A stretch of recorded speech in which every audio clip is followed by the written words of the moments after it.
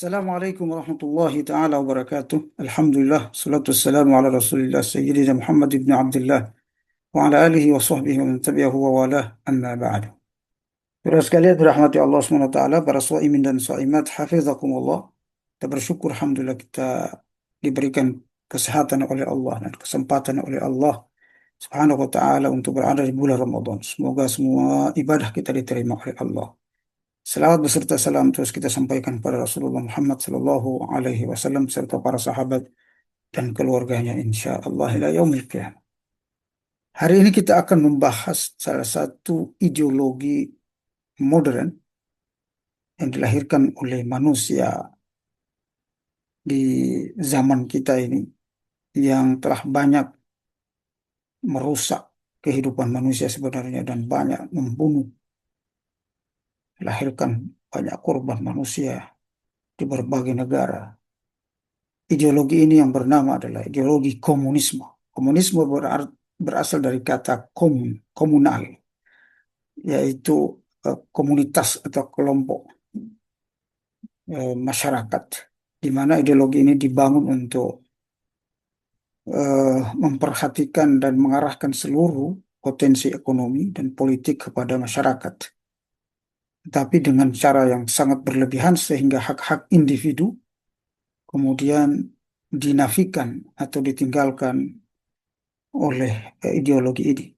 Ideologi ini lahir dari antitesa dari kapitalisme yang sangat mengkultuskan individu, ya, mengkultuskan hak-hak individu yang sangat berlebihan, di mana aset negara, kekayaan negara itu dikuasai oleh segelintir manusia, sementara sebagian besar manusia tidak menikmati apa-apa atau miskin, melahirkan kelompok-kelompok proletar, kelompok-kelompok miskin, kelompok-kelompok buruh. Lalu kemudian kelompok ini kemudian melakukan perlawanan terhadap kapitalisme dengan melahirkan ideologi komunisme. Orang pertama kali yang mendirikan ideologi komunisme adalah Karl Marx, yaitu yang lahir 1818 Masehi, meninggal 1883 Masehi. Eh, Pada umur 64 tahun. Dia adalah seorang keturunan Yahudi Jerman, cucu dari Mordechai Marx, seorang pendeta Yahudi Jerman. Marx adalah pendiri pertama komunisme karena kebenciannya pada masyarakat kapitalisme dan keyakinannya pada materi sebagai Tuhan. Lalu kemudian pendiri yang kedua adalah Friedrich Engels, yang lahir 1820 Masehi, wafat 1895. Dia lahir di Bremen, Wuppertal, Jerman, ya, dan meninggal di London. Dia adalah teman akrab Karl Marx, ya, teman akrab Karl Marx. Sebagaimana Karl Marx menulis buku Das Kapital, si Engel juga menulis buku hampir sama dengan judul Das Manifest der Kommunistischen Party atau Manifesti Partai Komunis. Tokoh-tokoh berikutnya yang melanjutkan perjuangan Karl Marx dan eh, Friedrich Engels ini adalah Vladimir Ilyich Ulyanov, yang meninggal 1924, lebih dikenal dengan julukan Lenin. Ya, Lenin ini adalah seorang revolusioner, komunis, politikus, dan teoretikus politik perkebangsaan Rusia. Eh, Nama Lenin sebenarnya adalah nama samaran, ya, kemudian diganti dengan nama Lenin. Eh, Dalam hidupnya, Lenin adalah diktator yang sangat ditakuti, bengis benci pada kemanusiaan. Menurut sebagian studi tentang Lenin, dia adalah keturunan Yahudi. Nama aslinya adalah nama Yahudi sebelum diganti dengan nama Rusia. Dia telah membunuh jutaan manusia. Kemudian tokoh berikutnya adalah Joseph Stalin yang meninggal 1953. Terlahir dengan nama Losep Vissarionovich Djugashvili. Ya, ya, dia lahir 1878, ya, dan meninggal 1953 dalam umur 74 tahun. Tokoh revolusioner politikus Uni Soviet, ya. eh, luar biasa. Dia telah membunuh banyak manusia, ya, ketika Perang Dunia Kedua. Eh, di antara ajaran komunisme yang sangat bertentangan dengan agama, yang pertama adalah mengingkari wujud Tuhan dan semua hal-hal gaib dan meyakini bahwa materi adalah sumber segala sesuatu. Yang kedua, memiliki slogan abadi. Kami beriman pada tiga hal, Marx, Lenin, dan Stalin. Jadi Tuhan mereka itu tiga itu, Marx, Lenin, dan Stalin. Dan kami mengingkari tiga hal, Tuhan, agama, dan kepemilikan pribadi. Ada al-wala wal baraknya juga ya, beriman pada tiga dan mengingkari pada yang tiga. Ideologi berikutnya, ya keyakinan berikutnya komunisme itu adalah memerangi agama dan menganggap bahwa agama adalah opium bagi masyarakat dan mengabdi pada kapitalisme, ya, ya, bagi masyarakat dan mengabdi pada kapitalisme dan imperialisme itu juga termasuk opium, candu buat mereka. Komunisme menafsirkan sejarah manusia dengan pertempuran abadi antara kaum borjuisme atau kapitalisme dan kaum proletar, orang-orang miskin. Pertempuran ini akan berakhir bila diktator proletar berkuasa. Jadi makin tangan besi, makin bebas itu orang-orang miskin mereka.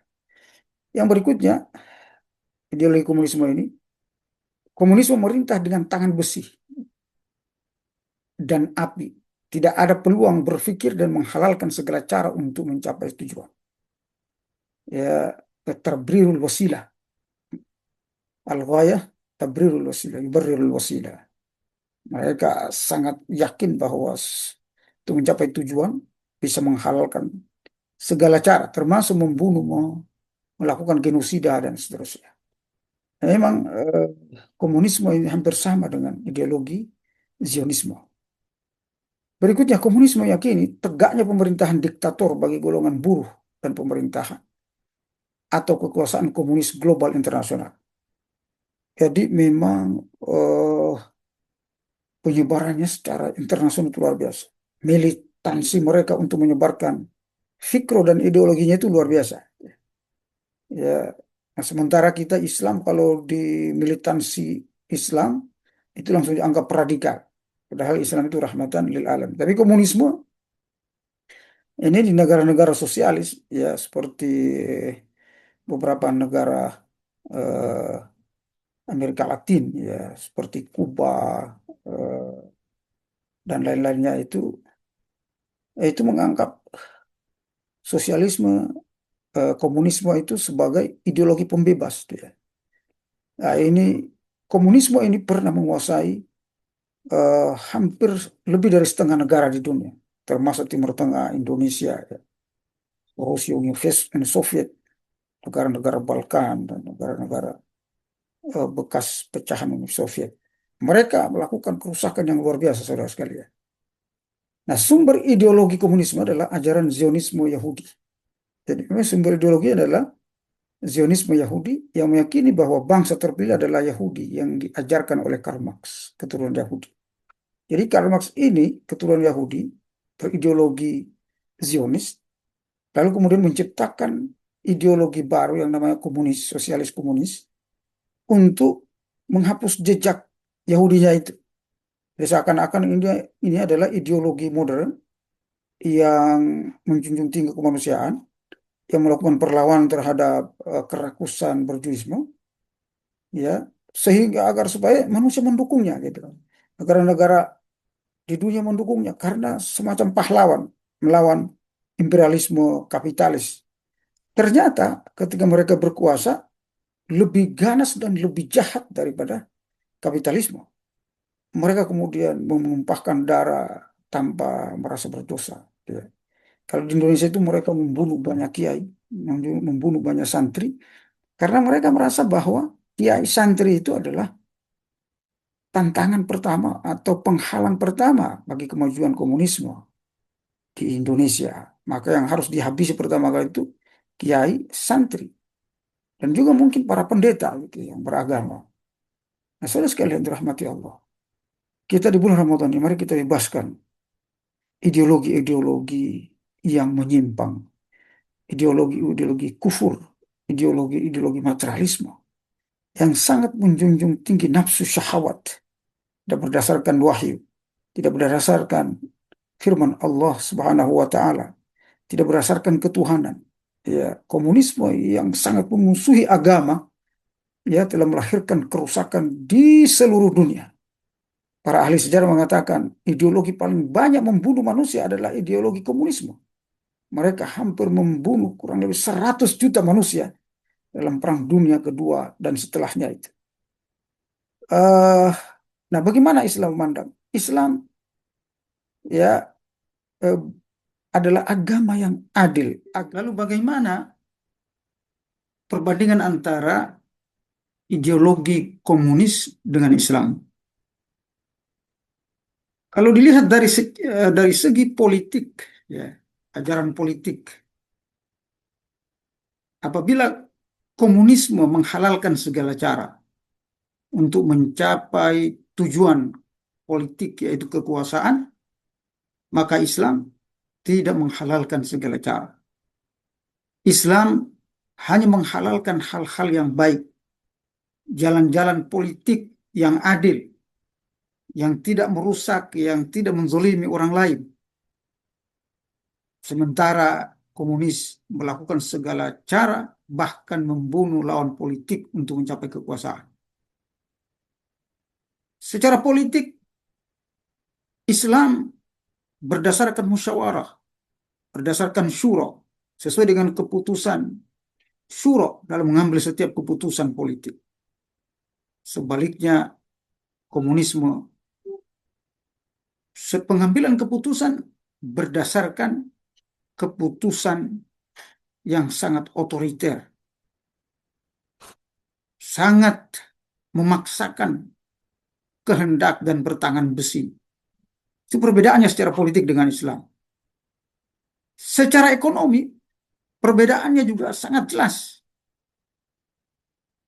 Bila sistem komunisme sangat mengkultuskan kehendak rakyat, hak-hak rakyat, kemudian sangat membenci hak-hak individu, Islam tidak demikian. Islam menghormati hak-hak individu dengan batasan-batasan tertentu dan secara bertanggung jawab. Hak-hak individu ada batasnya.